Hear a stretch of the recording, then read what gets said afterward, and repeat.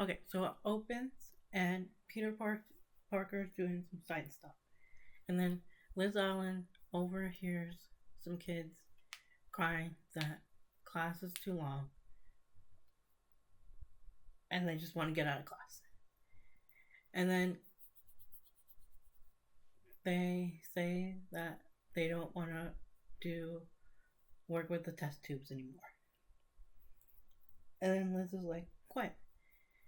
Peter, if Peter overhears you, it will break his heart. And then the teacher walks in and says, oh, look, there's the boy now.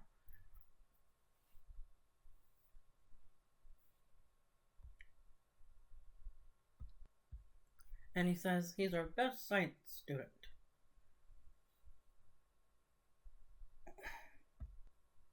Okay. The teacher introduces Peter to Caldwell, and Caldwell. Okay, so the teacher says, Peter, Professor Caldwell has asked to recommend a student who could help him with some research over the weekend. And I was wondering, and then,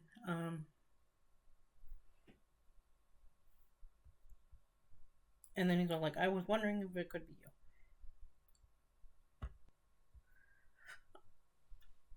Okay, and then Caldwell says, here is my address, son. On your way over tomorrow, please stop at the radio repair shop and pick up a small radio for me. I had some new tubes put in. And then Peter says, okay, Caldwell, I'll be glad to.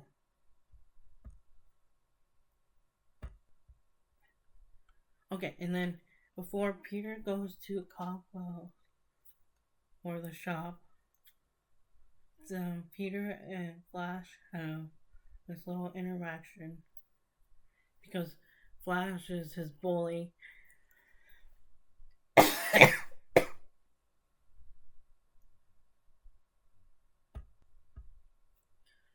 Oh, okay, like I was saying before, I decided to cough. Flash is his bully, and most of the time, Peter decides to be the bigger man, and he decides just to ignore Flash, and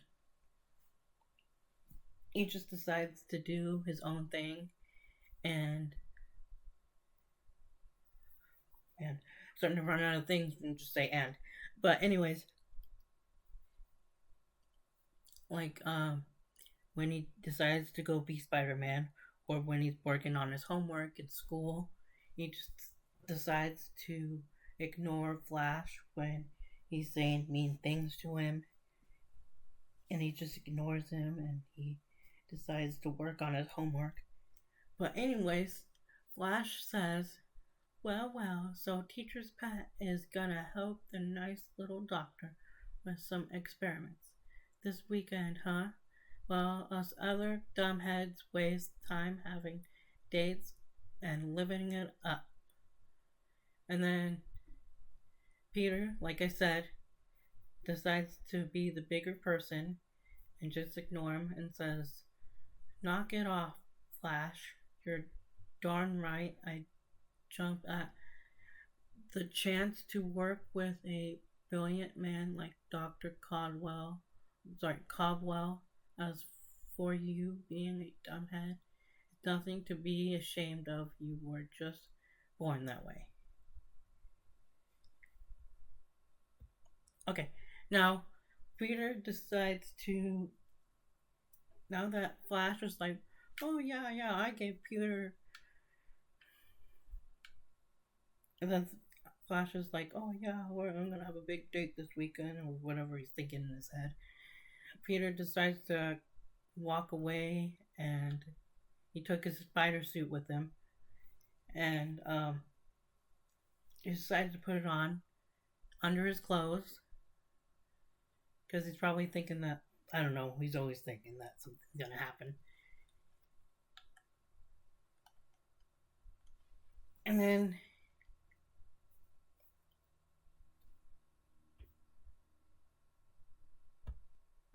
Okay, so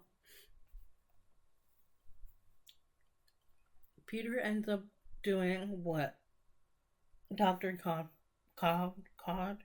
Man, I'm having a hard time with that name. So can you guys go in the comments and look up how to pronounce it? Tell me how to pronounce it in the comments. I'm pretty sure it's like how you say it, but I'm just having a hard time with it right now. Okay, so Dr. Cobwell. There we go. Dr. Cobwell told Peter to go to the Thinker's workshop. I don't know how he knew about this place. He probably likes going to this place, getting things fixed. That's probably what Dr. Cobwell likes to do. But this time, Dr. Cobwell probably told well, like you said, Dr. Cobwell told Peter to go to the Thinker's place, so he didn't have to. And Peter's like, "Oh, this looks like a weird place." And then, yeah, he's like, "This looks like a weird place to pick up his radio." And then he goes in there.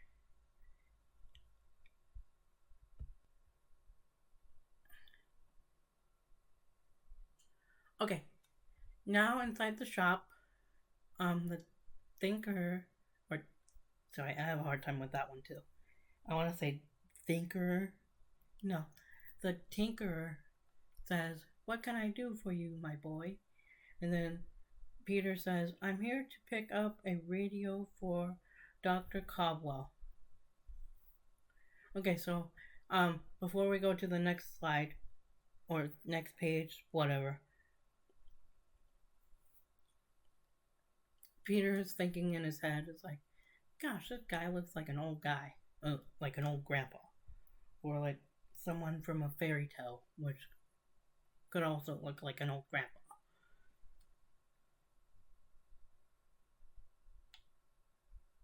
See, he says, "Boy, I sure called it. Right here looks like a character straight out of Grimm's fairy tale." Now, I don't know what that is. I've heard that before. Now, you guys in the comments are gonna have to tell me what that is. Okay, and then the Tinkerer says, "Oh yes, Dr. Cobwell. Just a minute, I'll get it." Okay, so now that Peter is thinking in his head and he has his spider costume under his clothes so he can um get them on at any minute. Like whenever he has like gets the spider sense of like, "Oh, this guy's like an evil dude" or whatever. Mostly like how it gets the sense of like, "Oh, like J. Jonah Jameson's an evil dude," like how he wants to think that he is, or that the chameleon's evil whenever he does something bad or whatever. So like he has a Spider-Man costume under his outfit, and then, but he's just still thinking that, "Oh, this guy could be a grandpa to someone, or a grandpa to him, or whatever." And like I said, we're on. He goes down the stairs. Oh, his spider sense goes off. He's thinking that, "Oh, this guy is up to something bad." And then it says, "Oh, strange, my spider sense picks up odd electric impulses. Must be coming from the testing equipment." Now, like I said, he thinks that this guy's doing something bad. It just says his testing equipment.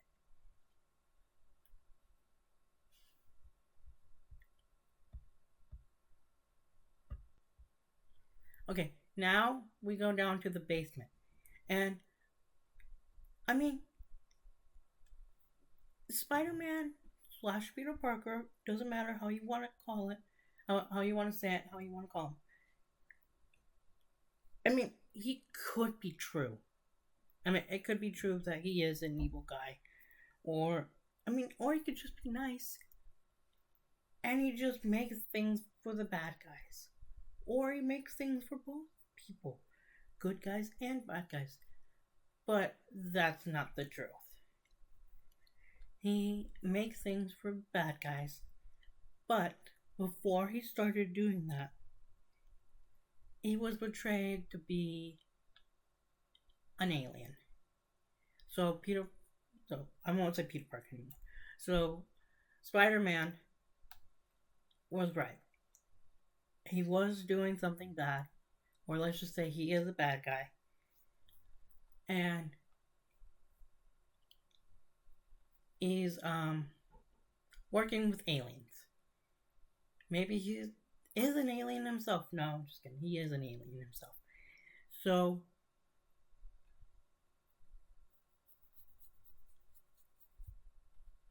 I don't know how many other aliens there are. It just shows that there's one. So I didn't mean to take a pause there. It says that I have an inserted or special device. He will never suspect that this is now much more than a simple radio. So they messed with the radio and made it that probably gonna blow up in their faces when he gets to Caldwell.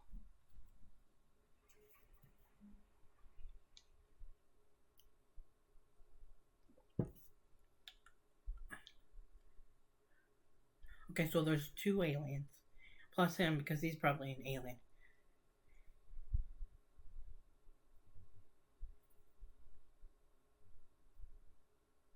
Okay, and then it says so far none of our special customers suspects what we have done to their radios while we were supposed to be repairing them.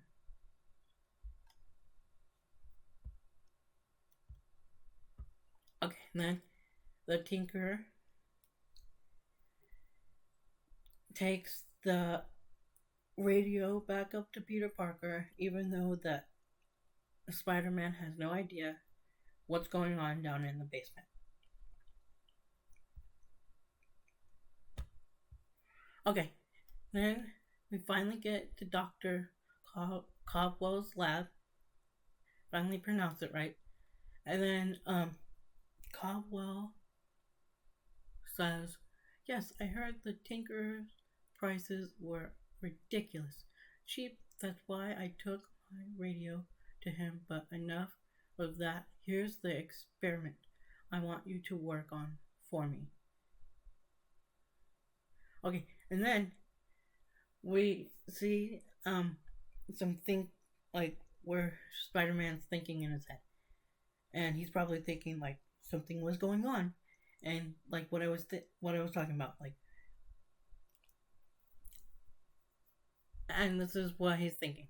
I still don't get it. The Tinkers must be losing money on every customer, and he didn't look like a nut to me. So what's his angle? Nobody gives anything for nothing. Okay, so now he's getting suspicious.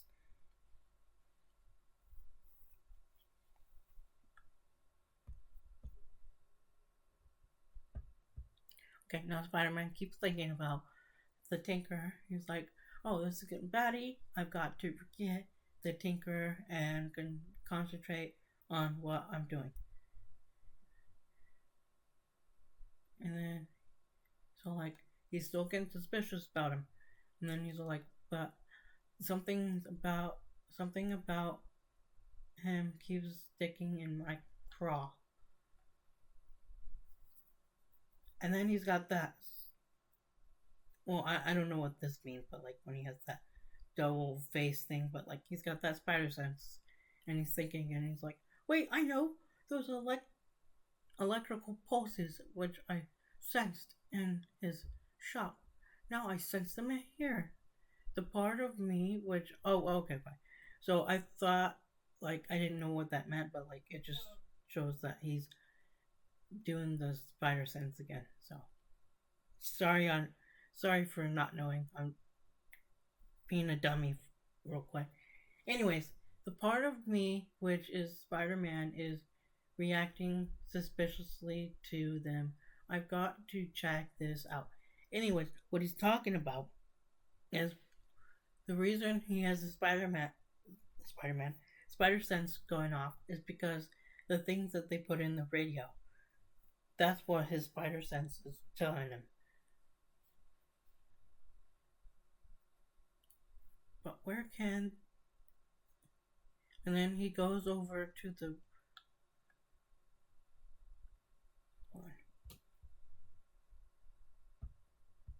Okay, now he went over to the radio. He had to wait. Sorry, I meant to say he had to wait till Dr. Caldwell left. And one thing before I continue. Why would it doesn't matter if it's a scientist or if it's your mom or dad or whatever. Why would someone just leave you there? Anyways, whatever. I mean, yeah, I know it's a comic book, but whatever. Okay, so he went until Dr. Caldwell left. And then he went to the radio, which I said it was. But you can't hear me in a comic book.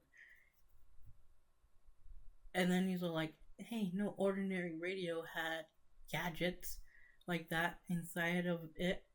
There's where the impulse are coming from, even with the set off. And then he's like, that does it. Now I'm through kidding around. Okay. So he goes back over. And then he climbs through the roof. Place is closed for the day. Well, that won't stop me. Okay, so now he's getting the spider sense. And it's coming from like everywhere. And then he goes down to the basement. And now we see the Tinkerer again. And we see the aliens. They're just messing around, looking around. See what's going on in Caldwell's lab.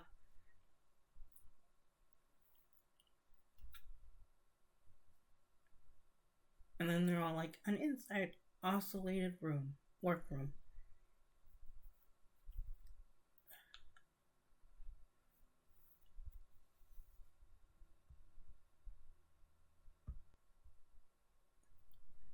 Okay, just like how the aliens are spying on everyone else, Spider-Man are spying on the aliens. And then the alien catches Spider-Man and he's all like, a spy! And then Spider-Man is kind of being dumb here. And he says, my Spider-Man instinct warns me if someone is behind me. And it just shows that he's like right there, right behind him. I mean, if you're a scientist and if you say someone, I mean, I know you're not Spider-Man and you don't have a spider sense, but if you say, oh, I feel like someone's behind me, they gotta be like right behind you.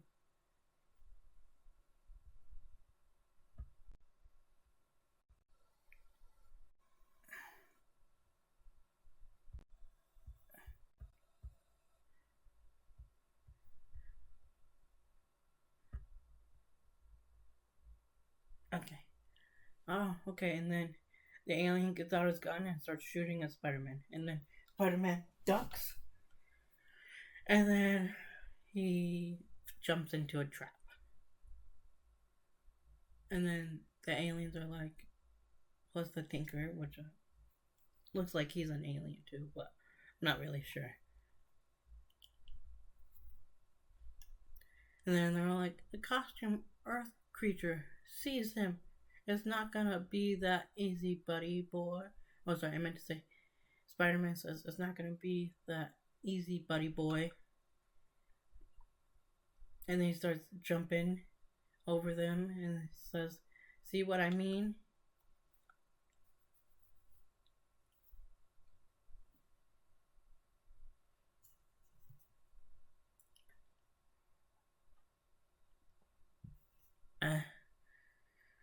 And then Spider-Man starts to wall climb, and then they're like, "Oh, he can climb."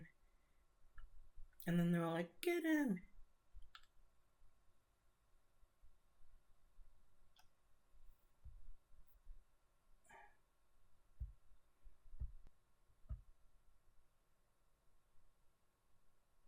Okay, and then they all dogpile on him, and then Spider-Man says, "I've got news for you. It's been tried before."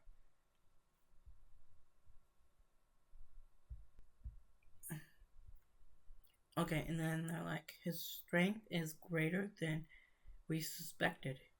He shook us all off, and a weapon. We need a weapon." Okay, so at this point, they're just yelling at each other, saying, "We need a weapon." Okay, and then the Tinkerer shoots him in the back with a weapon.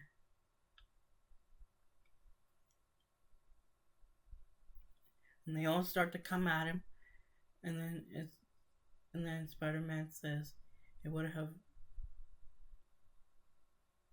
Oh no, I think. Okay, so the Tinker says it would have killed any normal human, but merely stunned him.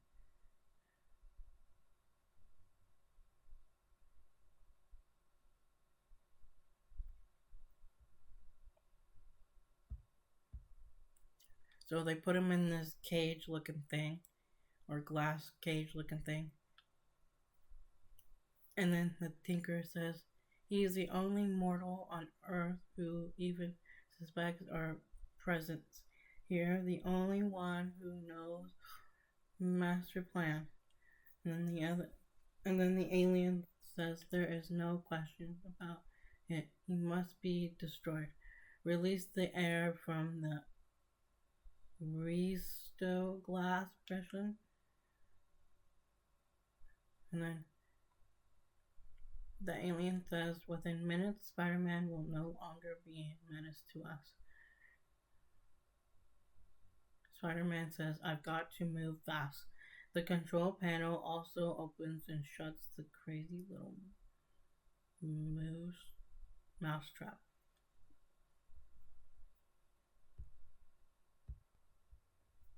Then he says it's a good thing Spiderweb launcher is loaded and ready for action.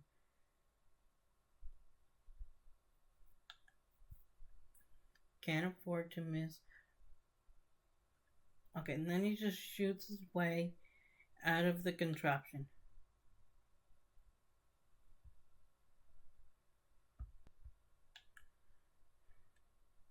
And Spider-Man says, "It works. The cage is open. I'm free."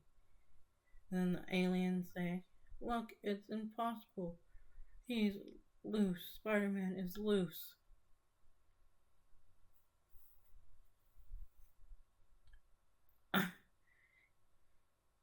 Who do you? And then Spider-Man says, "Who do you think you are? The town crier?" Then he punches him, and he flies into the other alien, and then he shoots the.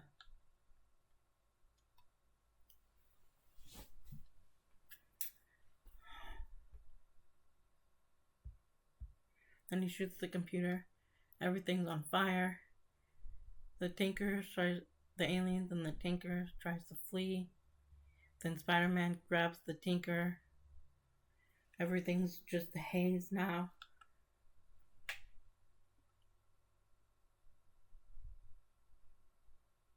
Okay, and then Spider-Man's like, "Oh, I'm choking."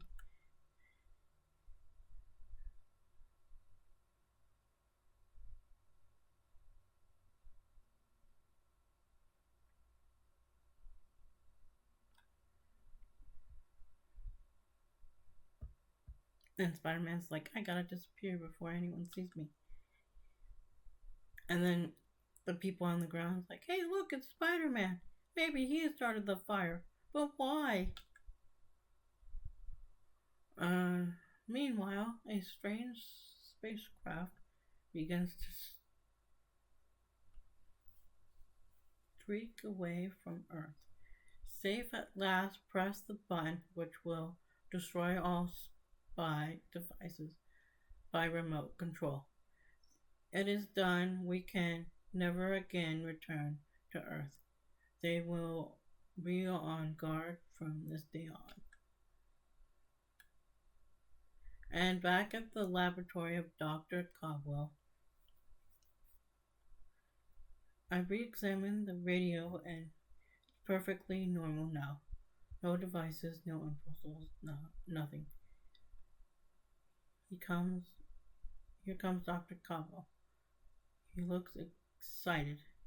My boy just saw the most startling sight.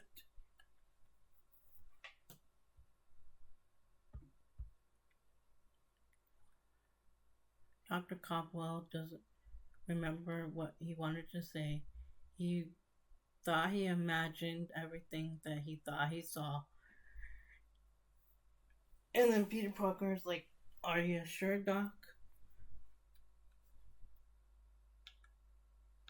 And like I said, the Tinker was one of those aliens.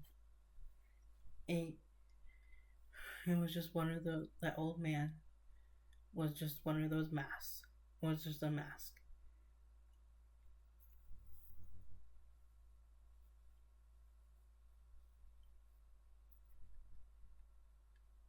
Okay, thanks for watching, and I hope you enjoyed.